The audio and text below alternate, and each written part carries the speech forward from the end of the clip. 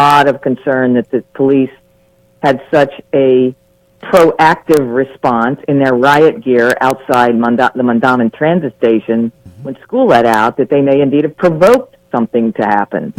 So it's a very delicate balance where you have to balance free speech and the right to assembly against public safety, and that's kind of the hand-wringing, I think, that's going on today, with very legitimate questions being asked. Absolutely. You're absolutely right. Leo? Yes, Ms. Miller, I'm of the opinion, and I don't know who agrees with me, but I'm of the opinion that the National Guard, the Virginia National Guard, should have been federalized. I remember, as do you, historically, when the President of the United States, Dwight David Eisenhower, called out the 82nd Airborne Division for Little Rock, Arkansas. And I know it's a different kind of scenario, but we were talking about white racism then and now. And there was and ever since. Yes. And ever since. And so I'm of the opinion that we ought to use a iron fist on those who would obstruct and violate the law. There's no such thing as being outgunned by a local militia bent on violence. The President of the United States has had an obligation to speak out, and he's been half-assed in doing it as far as I'm concerned. And as a consequence, we've got to demand fairness and in the application of law and law enforcement. That's where I'm coming from, frankly. I just don't think they were tough enough. And this kind of thing is going to continue. They're going to continue to run over people, shoot people under the guise of the Confederate flag. And the Confederacy lost the war, but apparently they're realigning themselves, and we've got to just put our foot on this kind of stuff and not allow it to happen in this country by any means necessary. I totally agree with you, but you almost realize, and I'm sure you do, and please, I'm not insulting your intelligence or your level of understanding, that who was it said the other day, when the head is rotten, when the head is rotten. Now, did you all hear about the CEO of Merck who just quit the President's Council this morning? Well, check this out. One of America's most prominent black CEOs quit President. What is that noise? I'm sorry. When you touch the microphone, it's doing that. Quit the Manufacturing Council on Monday over Trump's failure to condemn white supremacists. Ken Frazier. Ken Frazier of Merck. Saying this time, who knew he was black? Did y'all know he was black? No, I didn't. I didn't think Merck would be. Yeah, see there, this is America. You don't need to know the color of somebody, but this is a brother head of a major Fortune 500 company. Yeah. And he says in a statement, America's leaders must honor our fundamental values by clearly rejecting expressions of hatred, bigotry, and group supremacy. Within minutes, Trump attacked him on Twitter, saying Frazier's resignation will give him more time to lower rip-off drug prices. Frazier did not mention the violence in Charlottesville, Virginia, in his statement, but he did say that as a matter of personal conscience, I feel a responsibility to take a stand against intolerance and extremism. Amen. He said that appeared to be a reference to Trump's statement over the weekend blaming violence on many sides after neo-Nazis and white nationalists clashed with counter-protesters. Frazier is one of the country's most prominent black corporate executives and was the only black male CEO named to the council in January. His exit marks another rebuke to Trump corporate America. Trump's June 1 decision to leave the Paris climate. I'm not even going to go into that. But this is what we need to recognize: is that when the head is rotten, the body is going to be poisoned. And in this case, I'm going to talk about the liver. Y'all might understand the liver better. But when the liver ain't getting it detoxified, it'll kill you. Okay? It's one thing about the brain and the head rotting from it. But that liver is a constant thing because it has to process those toxins out of your body. And Trump, his father, there was a picture posted in Facebook of his father being arrested. I was in the 1930s in a Ku Klux Klan rally. This is in this man's blood. This is in his DNA. It's in his DNA. Yeah. And I was, I'm not going to say that because I don't want to get that person in trouble. But I just found somebody out that voted for Trump. And she says, and she's white. And it's a friend of mine. I've known her for years, and she said she voted for him. But she said she didn't expect all of this. What could you expect? The man showed you who he was. Congressman John Lewis had it right from the beginning. Yeah, he said, boycott the inauguration. This man ain't fit for office. Yes. And he's demonstrated he's not fit for office. Daily. On a daily basis. On a daily basis. He's the president who would be king. He Yes, wants to be a yes. member of the royal family, Yes, yes. and he wants to rule by decree. Yes, he does. He would eliminate the Congress of the United States if given the opportunity. Well, he seems to be like a duck. And everything just You mean water. Donald Duck? Yeah, Donald. Oh, that's a good one. Water just rolls off his back. He's not affected He's a by Teflon jacket. Yes, he is. Right on. We're going to ask also, can you hear me, Uchenna? Well, let's lock in Brandon Scott. Lock in Miss Miller. And let's lock in Brandon Scott. Brandon, welcome to Patrick Henderson's Meet the People. How are you, sir? I'm doing all right, sir. How are you? What's going on, big brother? How you doing, Brandon? We're all very well. We thank you for keeping your word and calling in. So we got Jayne Miller and Brandon Scott here from the Baltimore City Council, and we're going to get into our discussions. Jayne, Can I interject here with a little bit of news now that Councilman Scott is on? Yes. Councilman Scott over the weekend said he was going to introduce a resolution today at the Baltimore City Council, and he can certainly talk about that, for the immediate destruction of the city's Confederate monuments. Baltimore has at least 4. Mm-hmm. And big march last evening, starting at one of them. And then this morning, just a very short time ago, which I'm sure the councilman knows about, the mayor issued a statement saying she is going to proceed with the removal of the monuments and has appointed a private work group to go about that, looking for suitable locations, etc. It's a 7-step process. I know that I've heard the mayor say that she's frustrated that we're still struggling with this issue in Baltimore. In fact, and certainly Councilman Scott knows this, there was a task force that Stephanie Rawlings Blake appointed in 2014, which concluded they needed to be removed.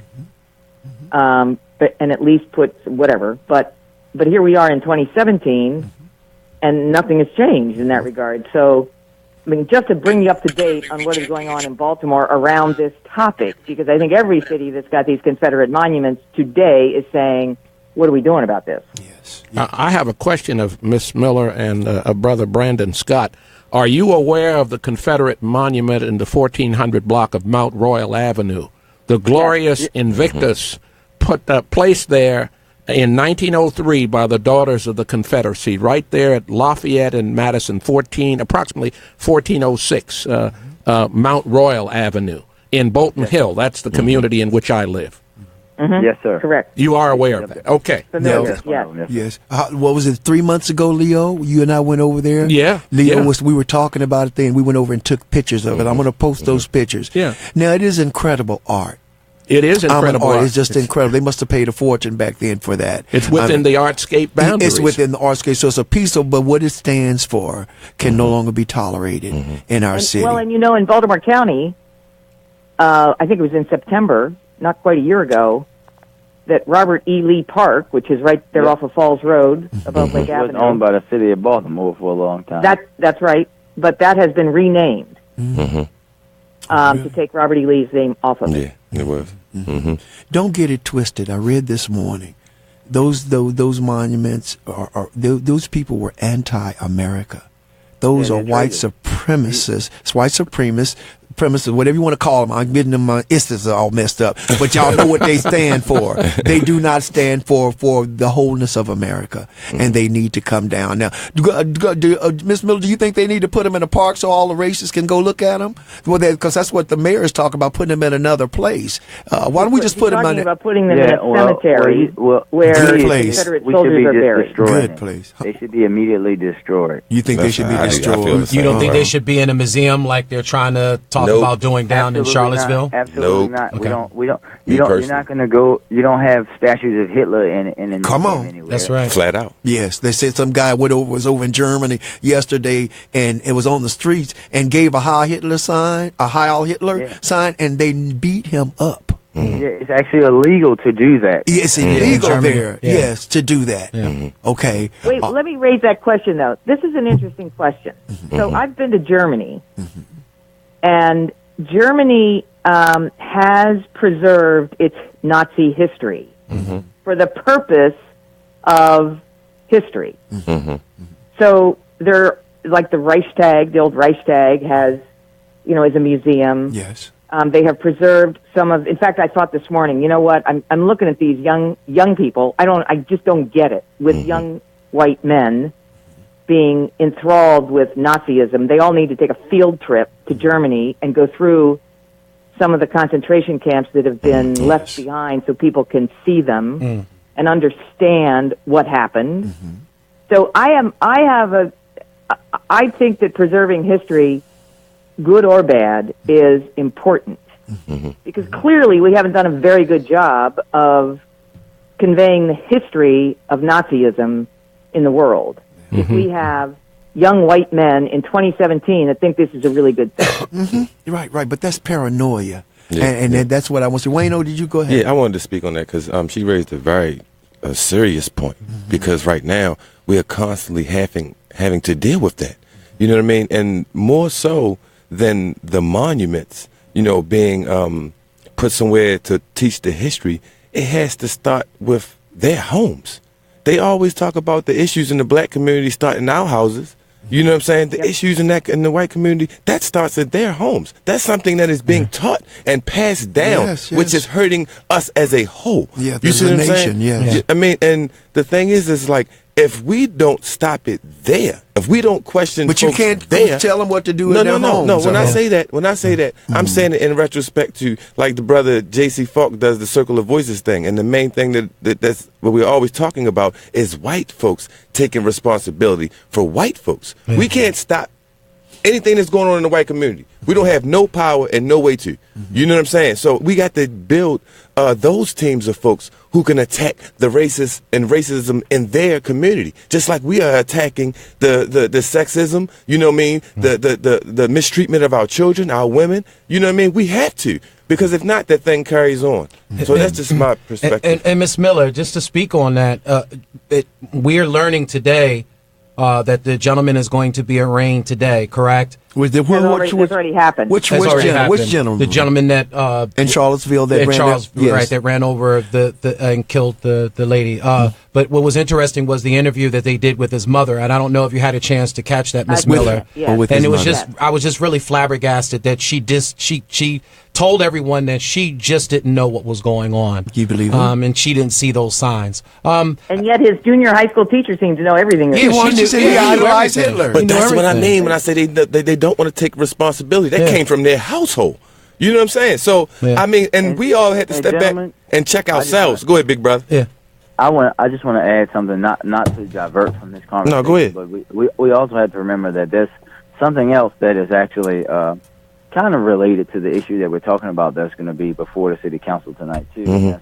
This idiotic mandatory minimum gun bill that's going to be on second reader tonight. That of course that I won't vote for. But I think that we also have to remember that's coming and agree with mandatory minimums or not. I think that at its current state, no one can argue the fact that this bill basically mirrors the state bill and it's going to be unenforceable. So why they're moving forward with the bill anyway at this point is beyond me. But instead of focusing on what we should be focusing on, is exactly what the Council of Public Safety Committee say we should be focusing on, is a comprehensive gun violence strategy for Baltimore. Of course. We're still talking about a mandatory minimum, which we know won't work, which will not change the fact that gun arrests in the city are down 30%, which is really, for me, you talk about I could care less about arresting a whole bunch of people for minor and stupid things. Right. But folks that out here carrying illegal guns is something that I do care about, because those are people that are robbing children in my neighborhood. Those are people that are shooting men, women, and children in our city. And that's not going to change with this bill, and we should talk about how we're going to attack that problem, but in a more holistic way. Now, big brother, from your own perspective, you know what I mean? And because from mine and the folks that we're talking about too in the community, it seems more so like this mandatory is about just keeping the jail full.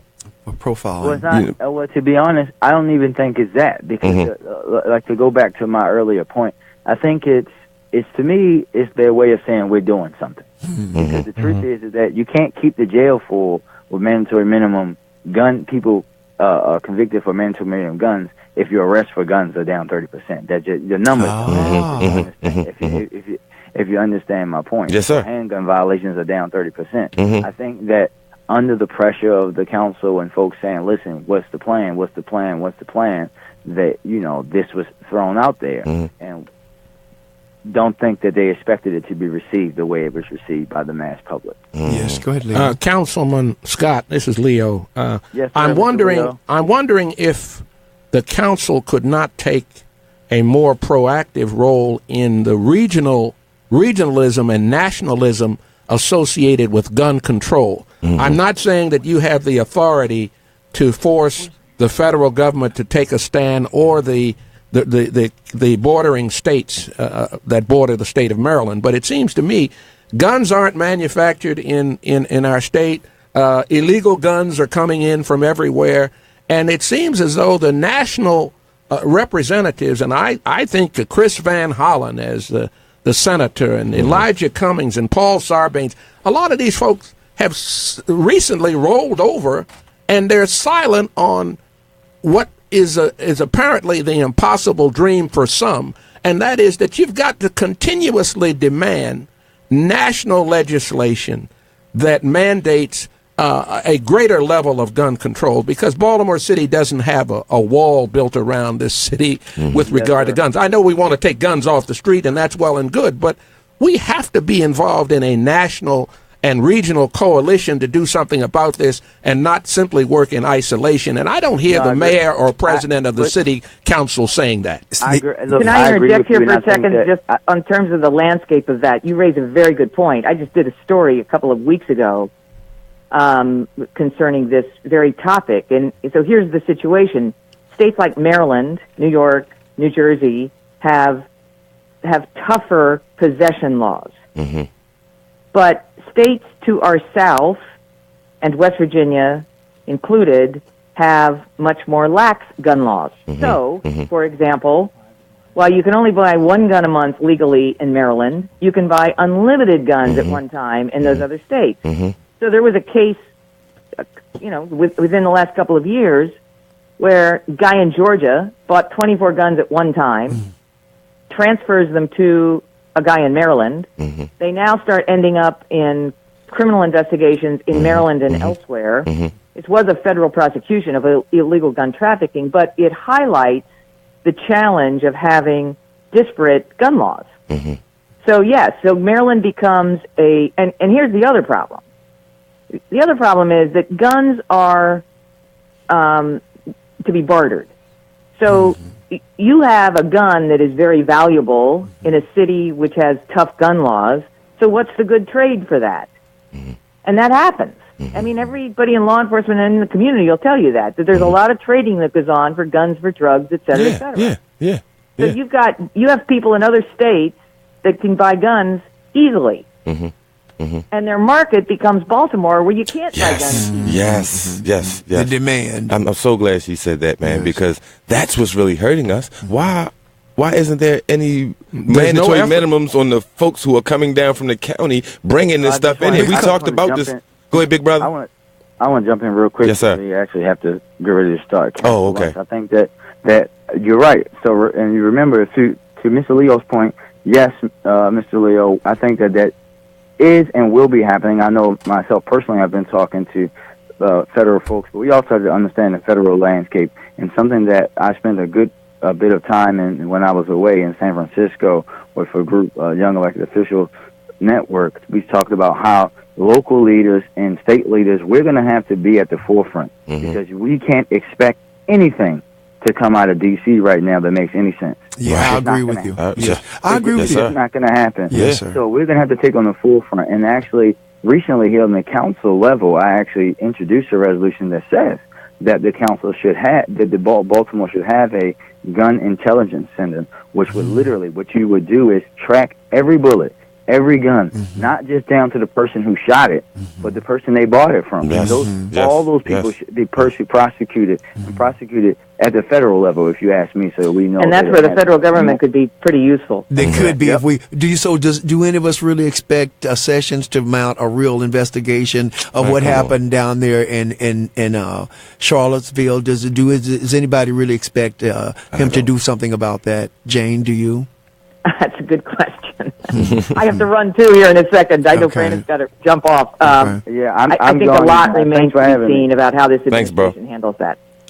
All right. Thank you, Mr. Scott. Really, we appreciate you coming on. The people need to hear from you. We need to hear from City Council. If you see Mary Pat Clarke down there, tell her we're sitting up here waiting for her to get out to call us. So we're waiting for her to call. So please tell her to call into the show. We need to talk to her today. Jayne, I know you have to go, but before you go, I got one other question for you. Sure. Now, we've been looking at the statistics about crime in the city. Fells Point, they had the number of robberies was 400 and I believe it was 38 or something, and the number in the city was something like 23. But why is it that the press does not scream about what's happening there? They make it seem as though the only crime that's happening in the city is happening on the other side of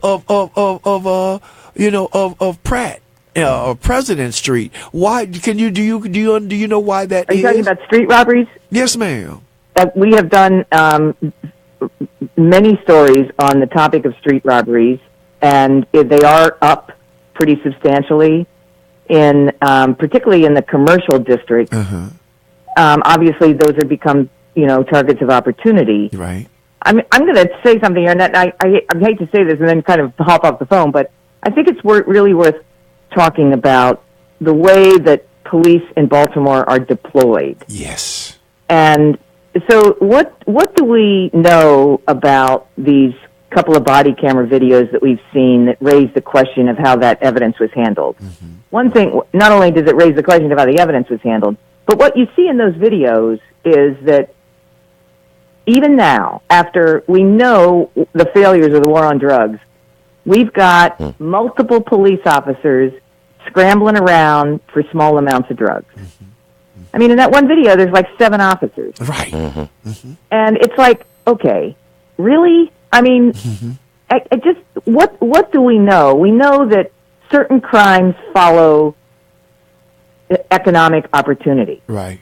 So, like the man who was shot to death in the dollar store, like the street robberies that occur, anywhere you have what are called target-rich areas, because they're commercial areas. I'm not talking about any one particular part of town. All over the city, we have commercial areas. Yes. I mean, there are some things that police can do preventively through presence, etc., to prevent some of the to perhaps prevent some of the incidents that have been occurring at a pretty good clip. So the deployment strategy becomes, I think, really critical and a good point of debate about public safety. Absolutely, Jayne. And we sent you a video from last week's show because it is so important for the people to know response times and how they play into this whole issue. We had Canwell, the lady that owns the BP station, on the corner of Garrison and Liberty, and she's having the same problem that our people in the community have. Correct. And the response or the lack thereof.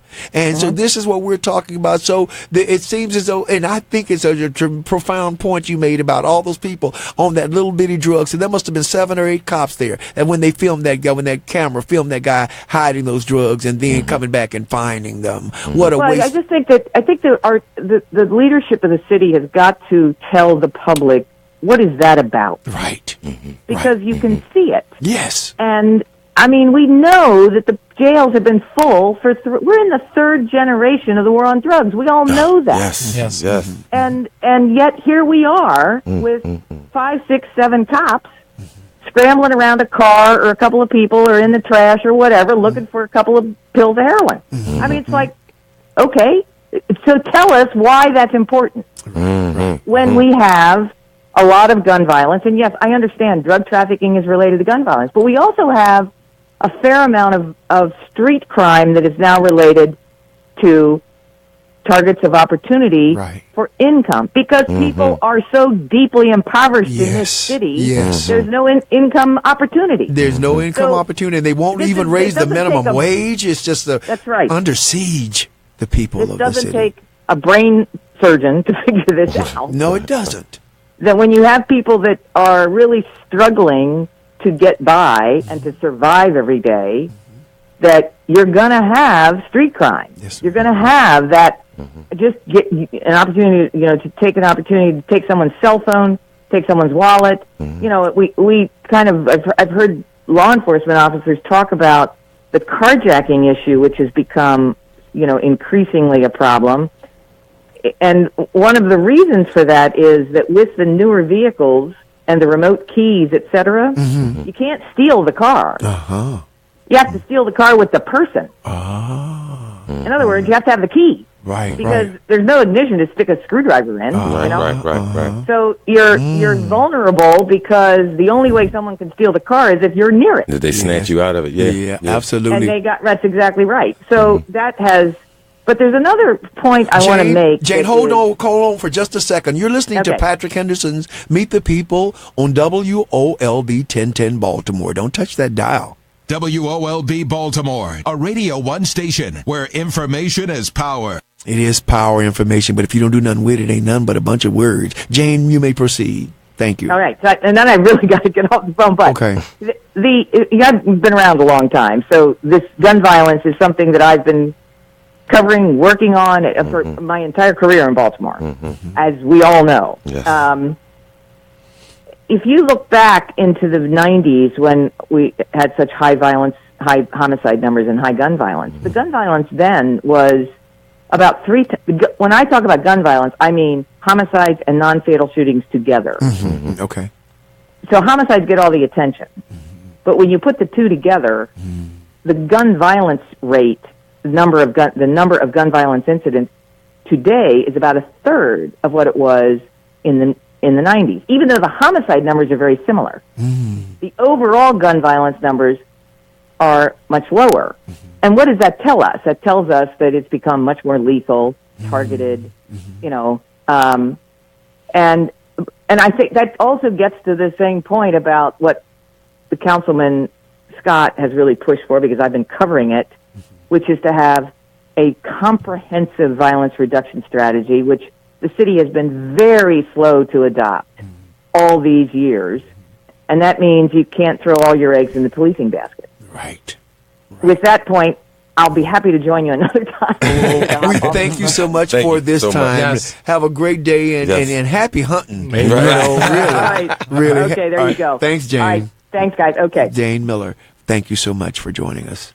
I just want to interject very quickly that the Fraternal Order of Police and the National Rifle Association are actively, in my opinion, opposed to substantive national gun control. And we can never forget that. I cannot forget the fact that the mayor, Catherine Pugh, in this city, unveiled a crime-fighting plan, but the centerpiece of her crime-fighting plan was not economic development. It was not economic development, apprenticeship programming, and job placement. And those have to be factored into the equation. Yes, if you don't do it, then we're lesser in terms of being able to survive in our society. So we got to press these leaders to do the right thing for the right reason. Not only do we have to press them, but you know what, you all? I was at Aldi's the other day. In fact, it was day before yesterday, and I was getting in my car. And this guy walks up to me, and I knew the guy. I've seen him. He works in the city. I mean, and as somewhat of an activist. And he starts screaming to me, "Y'all ain't done nothing. Them sidewalks over to being fixed. That's normal street repair by the city. And y'all all on the internet. This is I'm trying to get you guys to leave them knuckleheads on the internet alone, because they're not important. But this guy said to me, "Y'all not doing nothing down here." And I looked at him and I said, "You know what? We're not in competition with anybody. That's right. We are here working to make our community better. And what you call a normal street repair, that is lottery money.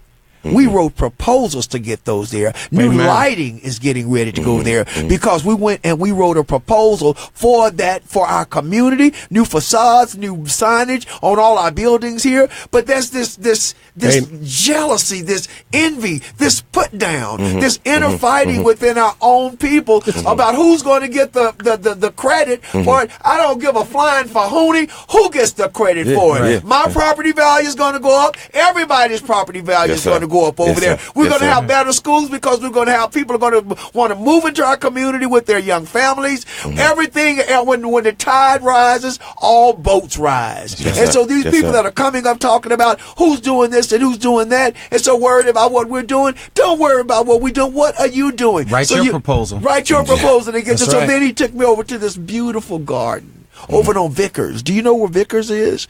Many of us know that. It's right near the Hanlon Park. You know where those beautiful waters are, the houses are? There's a street over there called Vickers. Y'all need to look for that street. I didn't know these houses. Unbelievable. But the community took together a lot and put a garden in there where families have lots and plots where they're growing things. But they made it a wall of black fame. All of the black historians and activists are on the walls of this. And it's a beautiful, peaceful place. He showed they got this big plaque on the wall as you come in and drive up to it. I was surprised. He wanted to show, but he had to make me feel like he was doing better than me, man. Are you serious? I'm glad to know this. I'm going to talk about this on my show because people should just drive by here and see what the community is doing. And we're not everybody out here trying to get no special accolades or no what is this foolishness? The foolishness is rooted in the fact that some of us have trouble divesting ourselves of a slave mentality, which is clearly manifest. So, you keep working with folks. It's hard to have patience, but a lot of us have been indoctrinated and brainwashed to not to want to see the rest of us succeed. And we feel we're representing a force beyond black activism or a positive initiative, and we don't know we're black. I'm going to tell you something. Some of us don't care to be black in a positive I got to give a big shout out to Big Brother Aaron Wilkes, who was passed away a couple months ago. This brother said it to us in our trial face and said it to us right here on the show.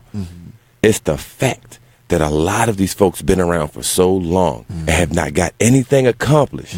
When the next group comes up and is able to accomplish something, they feel like it is owed to them. You see what I'm saying? Even if it was nothing but just credibility. You know what I'm saying? A lot of us and don't know the other community organizations and what they have done. So what we did was go and see. You know what I'm saying? Right. Well, everything that we did down for Dofield was a partnership with the surrounding community organizations. You see what I'm saying? And prior to us getting to this point of us all working all together, it was hell. Because everybody want to attack everybody. Everybody, we doing this, and we should have this, and we should have that. When we all trying to come to a consensus of what's best for us all. That's right. You see what I'm saying? So a lot of times, man, a lot of these folks, like we say on the show, hurt people. They just hurt people. They Crabs in a barrel. People. And I don't care who you are. Anything that we've ever accomplished, my hands are open to you to show you exactly what we've done, how we done it. It's up to you to follow through the process. You know what I'm saying? And what I'm saying is a lot of these folks don't follow through the process or don't complete an application or a proposal, then turn around. It's the man. It's the system. It's these sellout black people. It's you and your follow through. Period. Or lack of. Yeah. We have to stop pointing the fingers and buckle down. And get it done. It ain't about who's going to get the credit. Man, let's just get the job done. That's what the part that bugs me so is that when I see this foolishness, and I don't have time for it. I heard something this morning. They'll say one of the greatest arts of war, one of the greatest, is to ignore your enemy. Keep your eye on him. What did Godfather say? He said, keep your friends close, but keep your enemies what? Closer. I didn't say don't watch them. I didn't say that, but you got to realize that people will come in and they're so, like you say, Wayne, like some things were happening about the ceasefire. Some people say, well, we had thought of that. of months ago or years ago, and y'all didn't jump on it with us. Well, you got to ask yourself, why didn't nobody jump on it with you? Yeah, it ain't anybody else's fault. That's what you need to ask. Pettiness. And the meat and taters of it all, yo, is us trying to find healing. All of us trying to find ways to come together to make the change. But when you step up and attack all these folks, it just makes it more of a hard situation. Now, I know a lot of folks was talking and barking on me about me jumping on a couple of these folks, but you have to. I'm sorry. I cannot. I do it. I'm gonna give it to you at least once or twice a year, and then I'm gonna leave it alone. But every once in a while, you have to say something, because that's how we got to a point of getting the Trump in office. You see what I'm saying? Everybody failed to realize this. When everybody was talking about the crap that Bush was doing, he considered it unpatriotic, and everybody said quiet their mouths. When these brothers in the hood got to talking about, we pulling out guns, don't nobody fight no more, and calling all the women bees and slapping them, you know what I'm saying, disrespecting the women, and when we call them out, it's called hating. Now we hating on them. You see what I'm saying? That's what has screwed us up, because of the fact that we don't want to be considered a hater, because we don't want to be considered unpatriotic or challenging or the you know what I'm saying? collective of it. Right. Ways to try to shut people up. So we bottle up, and then once us bottling up, we allowed all of these ignorant fools to take control, to put themselves in position, and they're only putting their foolish friends and their foolish families in position. It's time for you to step up and challenge these folks. Yes. You flat out. Yes. It's a divide and conquer strategy that is being utilized against us, and we've got to understand it. And it's within. On every level. It's within. It's within. But the programming initiated many times from those forces without. Of course. Financing this. Yes. So you're right. I hear you. Thomas, welcome to Patrick Henderson's Meet the People. We've got a line open, 410-481-1010. 410-481-1010. Hold up for a minute and listen. You all can go to Facebook Live and you can watch us. You can look up on us, as I say. Thomas Briggs, welcome, sir. Hey, Patrick, how are you, man? We're good. What's going on, big bro? How you doing, man? Brother Leo, to correct you in one thing, guns are being still manufactured in the state of Maryland. Beretta USA and Glock USA have a plant over in Landover, Maryland. Okay. I thought they moved that to Tennessee, Brother Thomas. I thought they moved the Beretta plant. They are still in Landover, Maryland this very day. Okay. Okay? Point well taken. Reason I know about it is because I do business over in that area. That plant is still there manufacturing. Matter of fact, they even have signs out saying, they have jobs offering people jobs over there right now in Landover, Maryland. Listen. What do we do about gun control? You know what? I don't even want to get into that right now. Keep going, because, man, the NRA has got a stronghold on this nation. Gun sales are down since Trump was elected. But when Obama was in office, they went through the roof. It's about money. It's about money for the NRA, and they riding on people's fears. Go ahead, Thomas. Let's figure this out, guys, okay? If you turn around and say that you got $17 million that you just happen to find somewhere to give a police department that's already got millions of dollars over budget. Why can't that same $17 million be put into the infrastructure of the city or the schools? To help with some of these job training, right. that we want to do for some of these kids, man. Make sure these kids have clean uniforms. Right. That's it, man. Yes. Make sure these kids have a hot meal to come to school. Right. Why is it that you always want to give a multi-million-dollar developer more money to develop nothing? Now, the reason I say develop nothing, Port Covington is probably going to be developed, right? At the rate they're going. It's not going to be developed by Kevin Plank. Kevin Plank is going to turn around and sell that property to somebody else. And what's he going to do with it, guys? Walk away with a whole bunch of money. Down in Fells Point area right now. Did you guys know about the brand new hotel that Kevin Plank owns that he has down there now? The Hilton ain't making no business. Who would build a hotel down there and the Hilton about to go bankrupt? There is another hotel there. I can't recall the name. Yeah. It's called the Sagamore Pendry Hotel. That's true. Look it up, guys. Okay. Sagamore Pendry Hotel. Do you know what the starting room is a night there? How much? $11,000 a night. What? So that means it's not for nobody like me or you. Right. Wow. It's been set up exclusively for business, corporate type people only. Well, it's They the have same a place- thing. It's the same thing down there with all those new houses down, all those new high rises down there. The average rent is $4,000 a month. So we're being priced. Thank you, Thomas, so much. We've got another line open, 410-481-1010. 410-481-1010. You're listening to Patrick Henderson's Meet the People on WOLB 1010 Baltimore. We're going to go to Jayne is next. Jayne, welcome. Do you have a question or comment? Yeah, a sort of comment. Kevin Plank also brought the water taxi service down at the harbor. He sure did. So, you know, he's got the big hotels. He's going to be able to move people around all over the place. Okay, now, my thing, last night, Brother Mark, Cannon? last name Leo? Cannon? Yeah, Mark Cannon show. You know, I tuned into Mark Cannon show.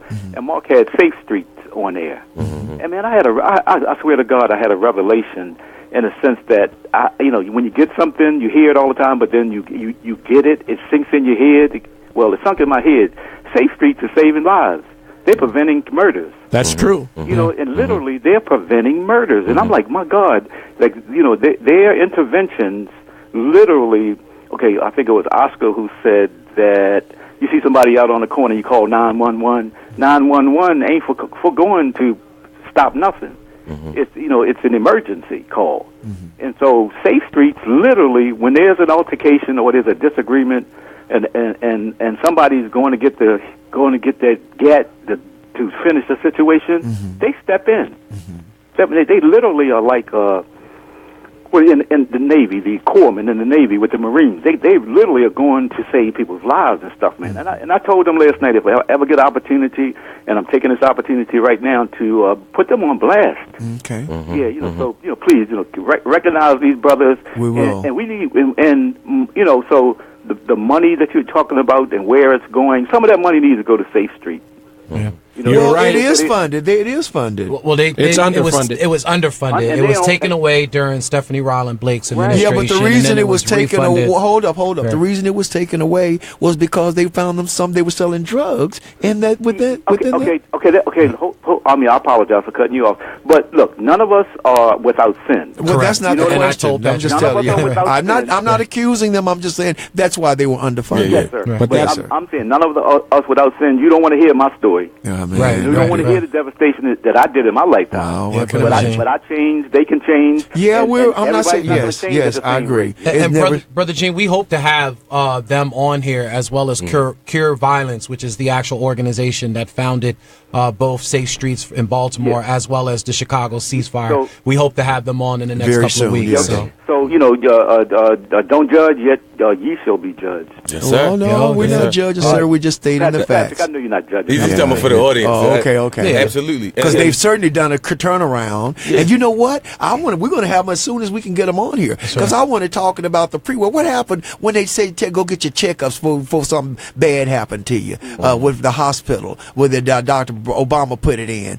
where they take care of you. Go Pre-conditions. Pre-checkups. You know, checkups, right, you get right, checkups. right. We're going to see Regular if checkups, get the safe streets. See if we can maybe get them to go up on those corners and start talking to those guys before these things happen. See, we got to find somebody that can reach them. The one reason that Wayne and I believe have been successful with the successes that we've had is that Wayne comes from a different place than I come from, but it's because of the two of us. And Leo here, there's a generational thing that with Jason, and we got to realize, man, if people can't relate to you, they ain't hearing nothing you saying. No, Exactly right. Hold on. And I'm the only person in Baltimore who's younger than Leo. Shut up. Thank you, big brother. But no, Pat, you're absolutely right. We need somebody that from every age bracket. Yes. You know what I'm saying? Male, female. I don't care. You know what I'm saying? Who you are to be involved, because these folks need folks that look like them. Yes. You see what I'm saying? And it's that much more And easier, understand their plight. down to earth. Yes. I mean, even when I go into schools and I talk to the kids, as soon as I hit the door, the kids running to me. You know what I mean? Grabbing me, hugging me. You know what I mean? So, you know, I mean, and it's like they want to know right from wrong. Yes, they do. They want better. Yes. So stop thinking, family, that these children, these people don't want a better life. Yes, no, man, that's just some nihilistic, been brainwashed, But we get it from our own folks. Yeah, I know. That's what's so sad. Ray, welcome to Patrick Henderson's Meet the People. Right before I ask you a question or comment, 1223, you're listening to... Hold on. You're listening to Patrick Henderson's Meet the People. We've got a line open, 410-481-1010. Or go to Facebook and join us on Patrick Henderson's page. And y'all can look up on us and talk to us, leave us comments. Go ahead, Ray. Yeah, they raised Cain about Trump not saying enough about what happened down in Virginia. Mm-hmm. My take on that is at the same time that they are screaming out about what Trump hasn't done, at the same time he's taking care of the veterans over the weekend, which is something that's very important to me because I have a lot of veterans in my family, and he's done things for that. That hasn't been mentioned. So it seemed like a conspiracy to me to try to overshadow whatever this man does. They're getting ready to renegotiate NAFTA this week, so that's another a feather in his hat. As far as what happened down in Virginia, I think the Ku Klux Klan, which I hate, has a right to go down there and demonstrate without anybody bothering them. And if the Black Lives Matter and those other people hadn't gone down there, there wouldn't have been no violence. Oh, really? The other group came down there with helmets and sticks. Oh, really? And the whole... I beg your pardon? Go ahead. I'm listening. So anyway, it seems like these talk shows are really questioning the listeners' intelligence. Like we stupid. Like we don't know what's going on. Tell us anything. Trump this, Trump that. But I mean, what is Black Caucus doing? Why aren't we giving some critique on them? Absolutely nothing. What is the last two black female mayors done in a town that's going to pot? So what is your plan? No, I beg your pardon? What is your plan? What is my plan? Yes, sir. You're talking all of these, what they're not doing, and then you're coming and you're praising a man who his whole life, his father, was Ku Klux Klan. I listen to you. I'm listening to you. I listen to you. Hold on. Yes, but you're giving me information. Okay, like you said, the head is rotten. And he showed who he was, as he has always shown who he was, from the discrimination. Hold up. Listen to you. Listen to you. I'm sorry. He had discrimination. He was sued by the federal government for discrimination against black people in his housing. Yes, he constantly shows us who he is. And for you to come on my show, and I welcome you, we welcome all opinions, and to state that we're supposed to be concerned about what he's doing for the veterans. We all should be concerned about what he's doing for the veterans. But, sir, I got to ask you, how old are you? Do you mind me asking your age? 76 years old. So 1941. April 1941. Are you on Medicare? No. Are you on Social Security? No. Yeah, I'm on Social Security. I earned it. You are. I earned it. Yes. So I worked all my life. You worked all your life when I was a child, so we could have heat. I know what work is. And does anybody in your family make over $250,000 a year?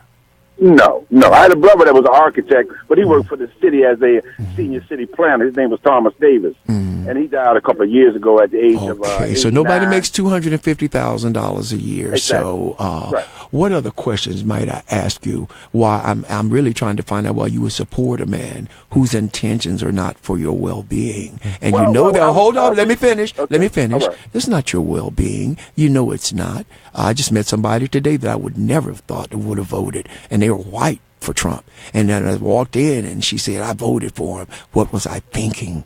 And I have to ask you, what are you thinking? Hold on, sir, it's my show. I'm allowing you to speak, but I want to finish my thoughts, and I appreciate your listening. Allowed to make a comment. That's I'm going to allow you to take a, but you got to realize. Okay, all right, thank you. That. Okay, really, go ahead and say what you want to say. Well. At the same time, we critiquing Trump about what he's done and not done. What about black folks that we have put in power? We with you. We're with you. We're with you 100% on that. Can I make another point? We fought for black police to get on the force. Oh, things are going to get better because these white police are coming from out of Pennsylvania, different places. The black police get on the force, they start sticking us up. I mean, we fought for a black mayor. The black man get on the... okay, you're repeating. You're preaching to the choir.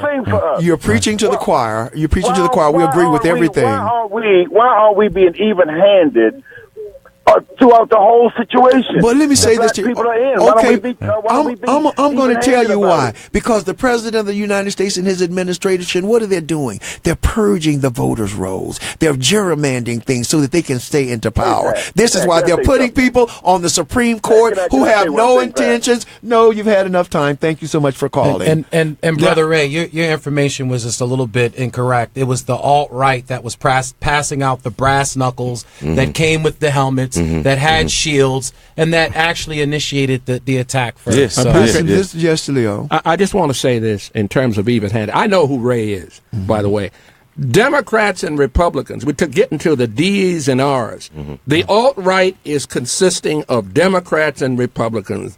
National Rifle Association made up of Democrats and Republicans. The Ku Klux Klan is made up of Democrats and Republicans. Founded by Democrats. Stop trying to pretend that racism is a respecter of political parties. Thank you. We got to get over that nonsense and stop allowing ourselves to be programmed. If you're a racist, low-life backbiter and spider and some other terrible things I could say, scumbag, then it doesn't matter whether you're a Democrat or Republican. We know the President of the United States is worth 5 cents.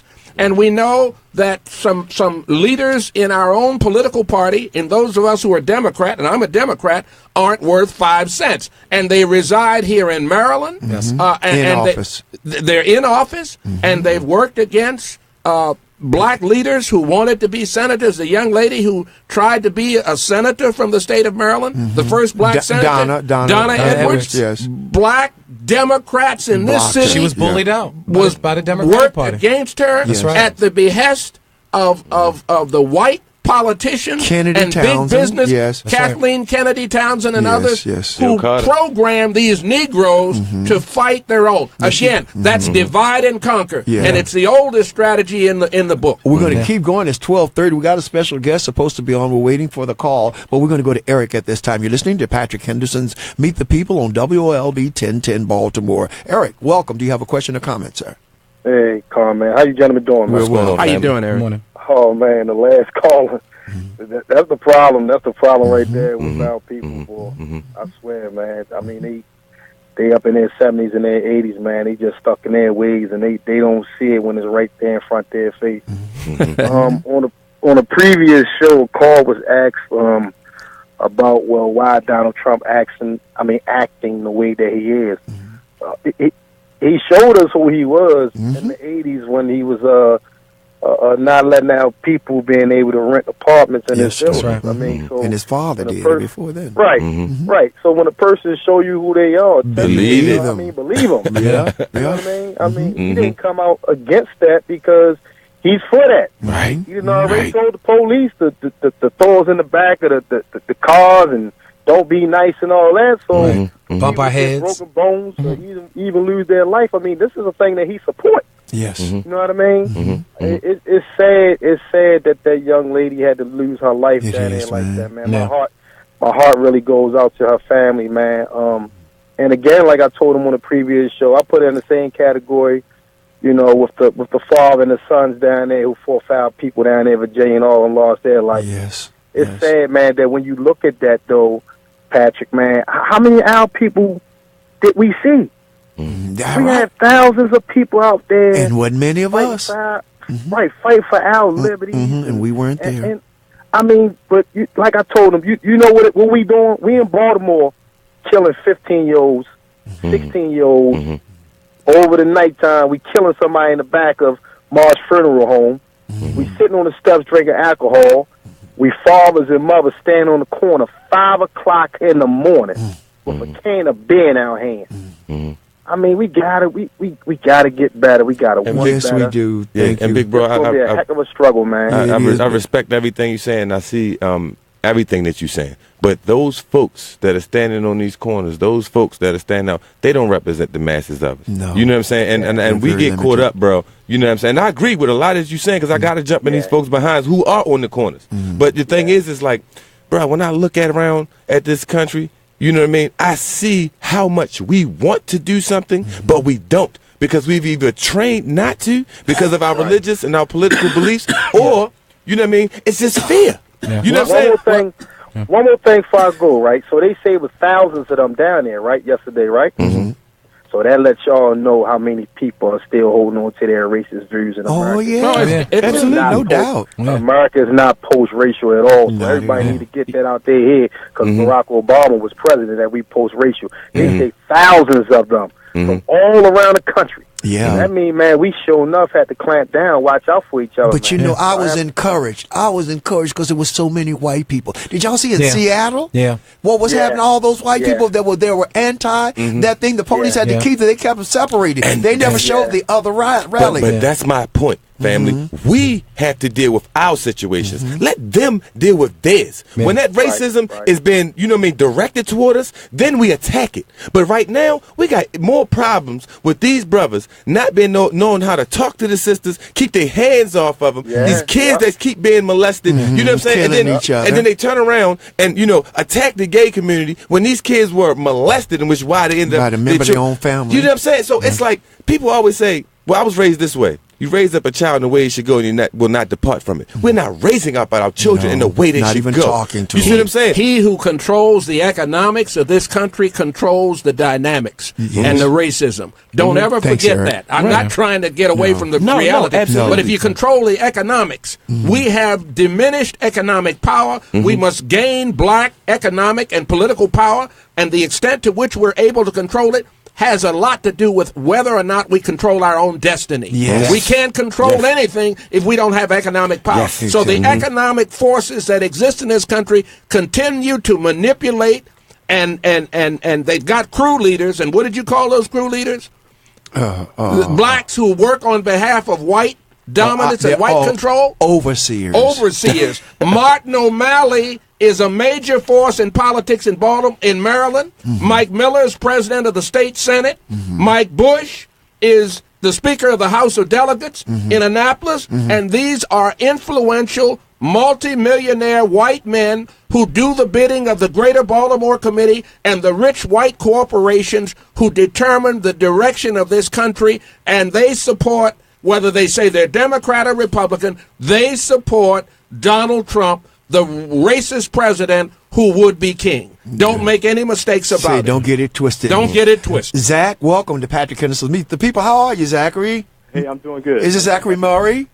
Yeah. Well, thank you for calling in. Hey, Zach. Hey, I hope y'all doing well. I just wanted to comment on the Confederate monuments issue. They said there may be 4 of those monuments. I think it's a good start. Stephanie Rawlings Blake, Catherine Pugh dragged their feet on that. So it's a good start for Brandon Scott to call for the destruction of those monuments. But that's really not enough. Slavery is so deeply embedded in the history of this city and in the development of the city that we need a real full study to look at the streets, the parks and things like that are named for slave owners. We know Druid Hill Park. We know Carroll Park. Were both slave plantations. We know that Carey Street, Stricker Street, Gilmore Street, Gilmore Homes as a result of that, Latrobe, John Eager Howard, all these things. These people were slave owners. The most prominent monument in the city, or places where they sold slaves, the legacy of a slave owner. And so, it's a good start to say get rid of the Confederacy. But we know the evil of the Confederacy wasn't its opposition to the United States. The evil of the Confederacy was its support of slavery. Amen. And so it's incumbent on us to see that even some of the Union sympathizers and folks like that were people who owned slaves, right? Even some of the people at the root of the Revolutionary War, John Eager Howard, came from prominent slave-owning families. And only when we're honest about that and how our city has developed as a result of slavery do we really get at change. Only when we get at, the state's connection to the maintenance of slavery, right? Slavery existed here through the Civil War. That's when we get at the root cause of this. So I want to see the council go a lot further than just destroying these couple of Confederate monuments. Let's start being proactive and naming streets in the city after prominent African Americans. Why don't we have a Harriet Tubman Parkway? Why don't we have a Henrietta Lacks Boulevard? Why don't we have a Frederick Douglass? Yes. Well, actually, we did. I think they did rename and turn a station. In Solars Point. That's the county, he says. In Baltimore County. Yeah, right. she helped to save humanity. There should be a building of John Hopkins named after her. John Hopkins ripped her off her family. Monument. Exactly. Yeah, or a monument right on John Hopkins' property. Right. You good? Yep, I'm good. Yeah. Thank you, brother. Thank you. And next Monday, I want you to plan to be on the show. So I'll talk to you. We'll schedule you in. Thanks so much for your commentary. Diane, welcome to Patrick Henderson's Meet the People. Queen. Diane? Lady Di. Lady Di 1. Sister Queen. She might have went back to work. Lady Di 2. Sister Queen. Lady Di 3. Diane, are you there? Sounds like her line dropped.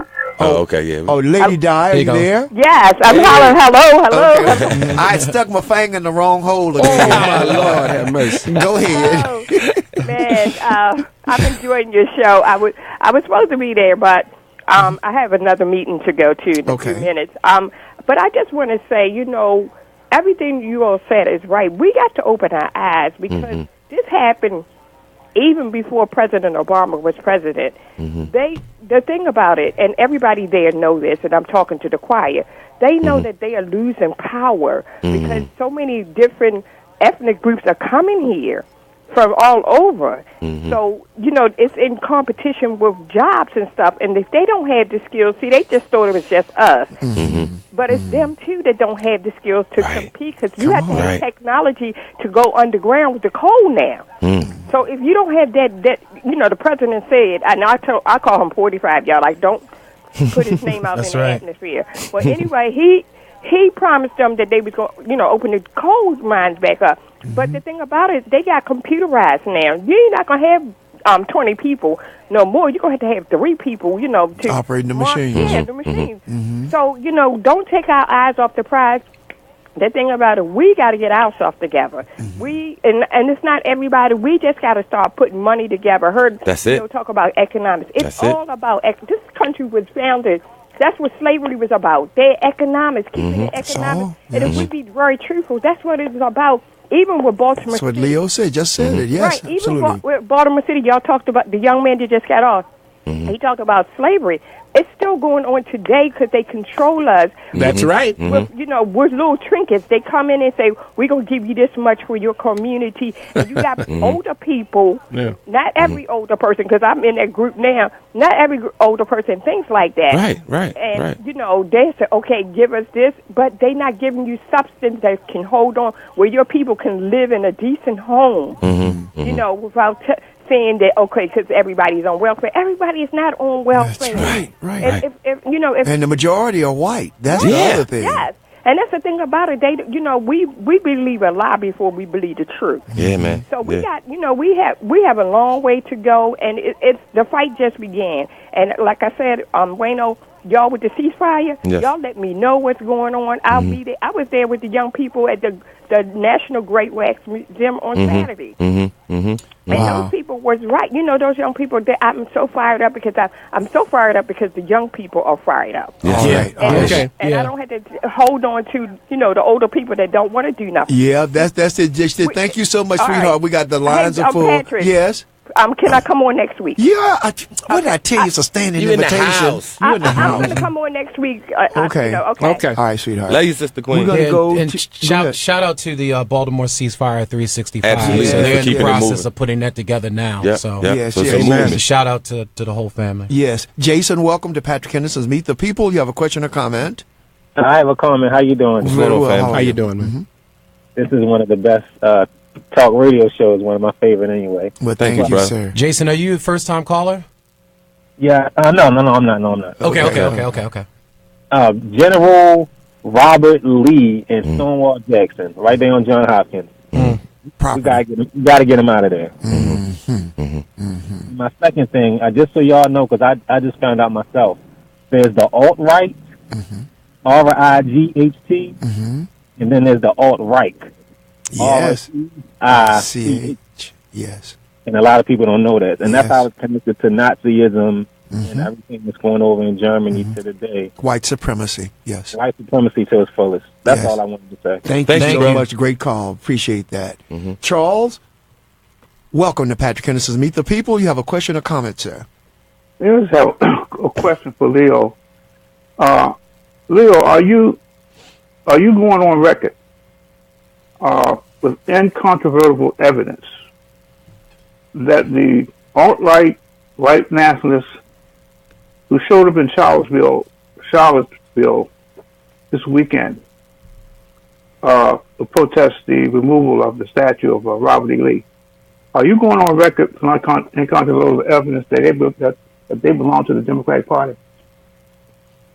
Well, what I am saying is that I believe. Yes or no. That's a yes or no. No, ain't no yes and no. I'm going to answer your question the way I want to answer it since you challenged me.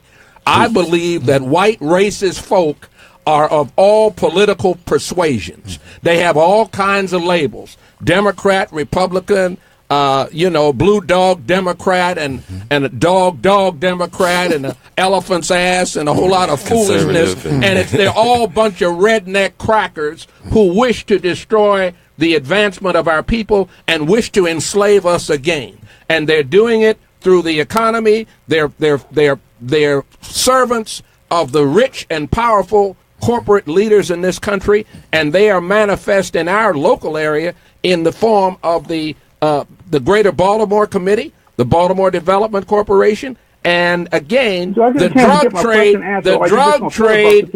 drug trade is laundered by many of the banks in this city, state, and nation. So, no, you're not going to get a yes and no answer. You're going to get the answer that I propounded earlier, namely that racist, white, rich, and powerful forces control the economy, and to that extent, they manipulate poor black people and ensure that we don't have the jobs, that we don't have the apprenticeship, job placement, and training programs that we should have in Baltimore City and in every city and state in this nation. Do you understand what I had to say? He has gone, but I'm sure he does, and you answered the question most profoundly. Yes, sir. I agree Yes, sir. 100,000% with you. You don't know who they are. He's an interrogator. He's a retired police officer from Baltimore City. Okay. I don't know what side he's on. Okay. Fred, welcome to Patrick Henderson's Meet the People. You have a question or comment, sir? Hey, Patrick, got a comment. Good morning or good afternoon, sir. How you doing, man?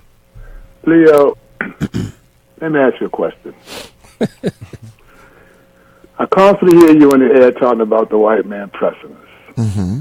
I constantly hear you say the rich white man doing this to us to try to suppress the economic advancement of black people. Amen. Mm-hmm. But I never hear you say it's the leadership of the Democratic Party in the state of Maryland. He just said it. I mean, but let me go any further if I could. Go ahead, bro. You do say, it's them, but you're still a registered Democrat. So are we. I don't understand that. Because the independents don't have any power here in the States. Wait a minute. And I'm a registered independent, but it's hard. Again, you can't vote. I can't. Right, I'm not involved in any primaries. I'm a registered Republican. I can't see why anybody would be a Democrat in this city. But at the same time, what you believe is what you believe. That's right. You see what I'm saying? I grew up Christian. Then half my family was Muslim, so I joined Islam. You see what I'm saying? I'm registered as a Democrat, but I have an independent mode of thinking. Mm-hmm. And I might change my registration in the next 4 or 5 months to be an independent. It really doesn't. It doesn't matter. May I speak? Yeah, go ahead. Go ahead. See, this is what I'm saying to you. This, Leo. You're talking to our young people. We're constantly telling our young people, this is wrong, that's wrong, this is wrong. They did this to us, they did that to us. The reason why we don't have some of these things in our community is because we never asked for them. That's true, too. Not because the white man didn't give them to us. We didn't ask for it. We didn't demand it. Mm-hmm. So put the blame where it really is. It's in us. We did. We said that earlier. And many of these things were stolen. He might have missed it. Many of these things were stolen from us. Yes, and we weren't told there was even an option. And like those folks that came up there to Charlottesville, Virginia, that went back home, we don't know where they're going back home. Oh, we know they busted them. They putting pictures on Facebook. They're getting busted. What I mean by them going back home, we don't know where they're going back. They're going back to their corporate worlds. They're going back to their courtrooms. They're going back to yes. Black Wall Street, Rosewood, and we can go on and on. Go ahead. What I'm saying is this. I just on another show this morning, they were singing the praise of this guy, Marty. Who? Marty Resnick on Larry Young's show. I heard the show this morning. Okay, listen. I know Marty Resnick for about 40 years. He's the owner of Martin's West, yes. Okay. I know him personally. I read about him in the newspaper. Okay. Yeah, so? Okay. The question you got to ask Marty when you see him giving all the stuff to black people, how much money did he make off of black people? Mm-hmm. Mm-hmm. He made bazillions. That's why he gave money to black people. Mm-hmm. It's like a joke to him. Mm-hmm. For you to be running around talking about the great guy, he just everything, he's not that. We didn't understand what you said. Repeat that last line. Repeat your last line. Repeat that again. Broke up. I said, we give this impression that this guy is a great hero in the black community to our young people. I never said that. Not you. I'm saying some of the people in our leadership positions, they, bring this guy to our people and say, he's the guy. Mm-hmm. Well, these are the same tactics they moved on with us when we moved into these slots, because the generation that moved into the slots that created this monster that we're looking at right now was my generation. All right, we got you. The phones I want to hear. I want to hear more, but the lines are just beaming. They about to jump off the board. We only got 10 more minutes left. Yeah, let's get these callers. Hi, Sharon. You have a question or comment? Sharon? How y'all doing? I want to say hi to everybody on your Salute, Queen. How you doing? How you doing? And I got a set of history books that I had set and never looked at it. It was Black history. And I found out in those books, African Americans did a lot of things. You wouldn't believe how smart they were. But in our history, they suppress it. You're right, Mr. Leo. They're not teaching it. It was a man in there. He opened a savings loan bank and did real good till the Depression. But you never hear of him. But wait a minute, what about that guy that was in the patent office, the guy that worked in the patent office? And he gave a list. I think I heard Larry Young read it one morning. And I went and checked. Just amazing. They had their own opera houses. We had everything. We invented classical music. Of course. We invented furniture. We invented deodorant, thank you, Jesus. Yeah, they just don't put it out there for us, the young people to know about. We did, and when I was reading, I felt good because I said they had us think like we stupid, and we not stupid. We very smart, but it's just how the white man wants to suppress us and because keep they us had the ink. we don't know they had the ink. They could put it out. They could write what they wanted to think. But we had a vacation Bible school down there at Waymanay this past weekend, and man, when those kids, we start telling them all the things that our people had done, and at Harvard University says that 90% of all black children are born geniuses, they start sitting up straight. They start looking in our eyes when they spoke to us because we empowered them to let them know that they're not somebody. They're more than what they've been told they are. So thank you so much, Sharon. When we've done well enough, they seek to destroy us directly by a physical attack. Yes. And that's true in Black Wall Street. It's true in Rosewood. Look at our history. When we do well enough, minding our own business, we don't pair up, we don't gear up militarily to protect and defend that which we've created. We better get to that point in time. I think it's coming. Welcome, Lee, to Patrick Henderson's Meet the People. You have a question or comment? I got both. All right, come quickly. First of all, Friday night, Hello? You would thought Saturday they would have the National Guard down yes, there. Sir. Yes, sir. In Charlottesville. Let our people go downtown, you know what I'm saying? Come on. With sticks, bats, and all that. And hardware. And what they going to do, they going to come down and make us get from down there. Not only get from down there, they're going to bring armored trucks, sharpshooters down just like they did. Torches, like this was 16th century. Exactly. In Missouri. In Missouri. So you absolutely, as I mentioned at the earlier part of the show, where was the National Guard? But we know that the governor said he was scared because it was an open carry state, and they were scared that something was going to happen. It's going to be a shootout. And that's the reason he didn't do it. That's the reason he didn't do it. Outrageous. So that says, when it comes to us and our kids who don't have guns, you send in the National Guard on them to kill them. Come on, yeah. And just like they said, that plane went down. I don't think that was an accident. The police helicopter went down. I don't think you think they got shot down? Something. I think it's a foul play up in there some kind of way. You can't doubt it. You can't doubt it. You can't doubt it. When Donald Trump came out and read that wherever he read, somebody wrote for him. You know what I'm saying? Then David Duke came out right after that and said that we put you in office. So, to me, he was telling Trump he better not denounce. Yeah, and he said we are fulfilling. He said we are fulfilling what you promised. That's what he said. Thank you so much. I was surprised to see David Duke down there. When I knew I saw David Duke down there. Well, I'm saying when I saw him down there, I knew it was going to be trouble. I just knew it was going to be trouble. He's a racist. He's a leader of trouble. He's a racist. And they think that God gives them the right to do it. Well, because they created that God. Well, he gives us the right to defend ourselves. Yeah, he sure is. Tony, welcome to Patrick Henderson's Meet the People. Do you have a question or comment, sir? Yeah, comment. Well, just based on what you just said, I had a different comment, but I'll say this one first. Of course, David Duke's going to do whatever he can to piggyback on to exploit a situation. Racism. Whatever group it is, like say Democrats will infiltrate, say like a Republican rally and have somebody with a N-word shirt in there and say, "Hey, see, look, they're all racist." So you can't let these jokers play you like that. I just want to say, white supremacy can only exist in against a mind that feels like it's inferior. Yes. Like, to me, I can't even understand white supremacy because I don't believe any man is supreme over me. So, I mean, I just can't do it. I mean, I hear, a lot of black people talk about some white supremacy. It don't exist in my life because there ain't one man superior to me on this planet. You know Do you teach your children?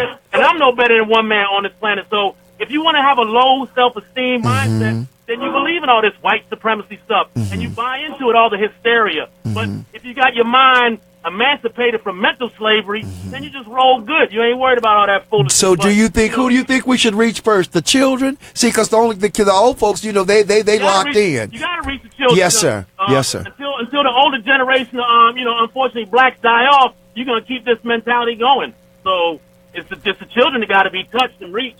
Oh, yes, sir. Thank you so much, Tony. We're going to try to get everybody. And Tony has the means to protect and defend his family, I'm sure. All right. By implication. But I want everybody to start talking to our kids about that. Because when I hear some people talk to kids, I can't believe they talk to them like they done stole a government mule. They don't even know these kids. Get somewhere and sit down. Didn't I tell you? And the little kids just coming up going, they do something the kids do. And they talk to them like they're getting ready to kill them. I'm going, why are you talking to that kid like that? Yeah. Yeah. So they don't want to come to church. They don't want to be around you. Some of the people around there at the school Teach where I the work. kids to protect and defend themselves and I try to speak send positively. them with them old mean people. They say, Mr. Henderson, can we stay with you? Yeah. We don't want to go with them. And I understand why. Yeah. I understand why. And Richard, welcome to Patrick Henderson. Meet the People. You have a question or comment? Good afternoon. Hi, Richard Terry. How are you? All right. Good afternoon, sir. Family. Patrick, this is a little bit in our conversation last night. I've been watching this very carefully and analyzing this very carefully. Right now, we are on a very dangerous precipice. Yes. Beginning. Yes, he's.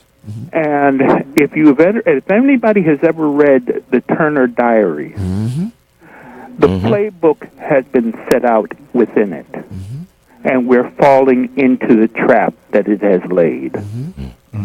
Turner Diaries. It was written by a guy by the name of Franklin Pierce. Yes, y'all need to go get it and read it. Yes, you do. I agree. Go right ahead. Hurry up, though. We got a couple of seconds. But I'm saying there's more to come, and then we've already started into a slippery slope that's going to also feed into this. We're coming after the Confederate monuments today, but what happens when somebody comes after our monuments tomorrow? Well, I think that's a false equivalence, but we can't get into it now. But I do want to talk to you about that. So next week you're on. We'll bring him to the station. Yeah, exactly. Tyrone, welcome to Patrick Henderson. Meet the People. You have a question or comment, sir? Hello. First of all, hello everybody. Look, white supremacy is real. I mean, when you get ran over by a car, that's real. Yeah. All the houses in your neighborhood are being destroyed, and the people are being displaced. That's real. Yes, sir. So I'm not going to ignore white supremacy. That's ignorant. If you ignore it, it's going to come up and bite you in the butt. Okay. So we got to deal with it for what it is. Yes, sir. And by the way, Mary Pat Clarke has introduced a resolution for the Dollhouse program. Yes. She was supposed to be on. But they in session right now. But they went to the mayor called them into session, so she couldn't come on. So for all of you that we had promised that she was going to be here, remember Brandon Scott had to leave because he had to go into that session. And I told him if he see Mary Pat to tell her that we still waiting on her to call. But I guess they're still in conference and discussing. But she is introducing. Explain to us exactly what she's introducing to us. Thank you so much for your call. Tell us what she's doing. Yes, okay. For people that don't know, Baltimore City received $700 million to tear down houses in the black community owned. Okay, $700 million. $700 million. And what we're trying to do, my organization is called Home. We're trying to deflect that money or divert it to programs for home ownership. Because sell houses at $1 and 1% interest loans along with those houses to fix them up. 1% interest renovation loans. Okay, and incorporate apprenticeship programs. For the long-term unemployed, ex-offenders, et cetera. Amen. So this is real. This is not a complaint. This is something real that we're trying to do to help our people economically. And Brother Tyrone, she's looking at introducing that bill tonight in City Council, correct? Yes, and she wants us to stand if we're in agreement. To come down there and stand with her. Yeah, we need the community. We need everybody, everybody come out there, at 4:45. That's right, tonight at City Council for the hearing tonight. And also, I believe the gun ordinance bill is on second reader tonight. So as well. I believe this. The alternative is these communities will be destroyed. The people will be displaced to wherever, and the money will be given to wealthy developers. Okay, right. Or we can sell it to our people for $1 and renovate them ourselves. Yeah. And just to piggyback on what you said, I also was talking to one of the folks in the mayor's office who still didn't get back to us about getting these guys off the street and using them. You know, we're not going to say using them, hiring them to do the demolition. You know what I'm saying? And I talked to a lot of folks across the city, man, who are down for that, man. So if we can get this program for the demolition and y'all hold down the houses, we will lock it down. But he has a plan for that. Go ahead, Tyrone. Yes. Actually, Baltimore, a lot of people don't realize this, but Baltimore has a lack of affordable housing. Has a what? A lack of affordable housing. Okay. Yes. For every 100 families looking for affordable housing, there's only 43 units. Come quickly. That are vacant do not belong to the people in the community. Yes. They belong to people, FC landlords. Some of these people live in out of state. Pakistan, Nigeria, California, Florida, and some belong to the city of Baltimore. They just let these houses rot. We know that, but tell me this, Joe. Listen, you do have a program. Don't you have a system within your system where you would be able to hire and train these young people to work in the demolition? Apprenticeship. Man, we got to bring him on next week, man. We're going to talk about this, bro, because we out of time. Yeah, and we're going to try to reach out to Mary Pat Clarke and bring her back as well, get her on here as well. Yeah, in fact, we might go down and interview her ourselves today. Thank you, Tyrone, and bless you, man, for what you're doing. We thank you for your work, man. Yes, it's right on time. Again, we want everybody to meet down at the City Hall today in the City Council at 4:45. Mary Pat Clarke is going to introduce the legislation or a bill to reinstate the dollar housing. It has been very successful. That's right. But the people need to take our city. We got to stop the gentrification. Y'all ain't gentrified now. Y'all just moving in our neighborhood. I didn't say hood. Our neighborhood in our community. You have been listening. Leo, you got any announcements? You good? Praise the Lord and pass the ammunition. That's what we do. Well, yo, hey, family, this weekend is the Spirit Music Festival out at Rogers Station, August the 19th. To meet the people, me and my big brother Patrick Henderson, all of us going to be out there. Big brother Jason, hope Leo can be there on the ground with us, ground zero. So we're going to be pumping it up and raising supplies for kids, man. Kids, yes, right. yes. When is that? School? August 19th. It's going to be at Rogers Station. Rogers Subway Station. Yes. All right, you've been listening to Patrick Henderson's Meet the People on WOLB 1010 Baltimore. Say goodbye, Wayne. Love your family. Say goodbye, Leo. Keep the faith. Say goodbye, Jason. Bye, family. Bye. We love you all. Thank you for listening. Again, you've been listening to Patrick Henderson's Meet the People on WOLB 1010 Baltimore. Bye-bye. I wonder, does anybody know the WOLB Baltimore, a Radio 1 station where information is power. Eric was way behind on his taxes. I owed a lot of money to the IRS, almost $15,000. I tried to make payments. The IRS wasn't satisfied with Eric's efforts, so they came after him full force. They're coming to put a lien and a hold on all my income, my home, my car. I was just overwhelmed at what to do. Then Eric called Optima Tax Relief. When Optima Tax got involved, the calls would stop, the threats would stop. It was easy like 1, 2, 3. Optima Tax Relief is A+ rated by the Better Business Bureau, and their team of expert tax professionals took care of Eric's problem. I owe $15,000, and now my debt is clean. I don't owe anything. Take Eric's advice. If you have a tax problem, you need to call Optima Tax now. Call Optima Tax Relief for a free consultation. Call 800-749-8188. 800-749-8188. 800-749-8188. Optima Tax Relief. Some restrictions apply. For complete details, please visit OptimaTaxRelief.com. You want to be an entrepreneur? You're already an entrepreneur. You're a successful entrepreneur. Listen to my show. This is Oren Solomon from The Entrepreneur's Edge, WOLB, Tuesdays, 11 a.m. to 12 p.m. It is off the charts, off the hook. We're going to show you how to make money, how to start businesses, how to save on taxes, and how to be a better entrepreneur. Tell your friends, WOLB, 11 o'clock Tuesdays, or check us out on the web at www.orangesolomon.com, or you can email me at freedom@orangesolomon.com. WOLB would like to welcome our new Saturday talk show, The Real Estate Hour, sponsored by Exit Spivey Professional Realty. The host, Donnell Spivey, brings more than 30 years of deep-rooted experience in the real estate industry, a consummate professionalism, and a keen eye for business opportunity as the broker and owner of Exit Spivey Professional Realty. His many awards, citations, and recognitions are testament to professional excellence and community involvement, such as NAREB's W. Bill Hamilton Award as the Realtist of the Year, recognized by the Baltimore Sun newspaper for providing professional professional real estate services in diverse neighborhoods. Recognition as one of the top 9 real estate agents in the Baltimore area, just to name a few of his awards. Finally, Mr. Spivey holds professional memberships in the National Association of Real Estate Brokers as the national president 2013 through 2015. Real Estate Brokers of Baltimore.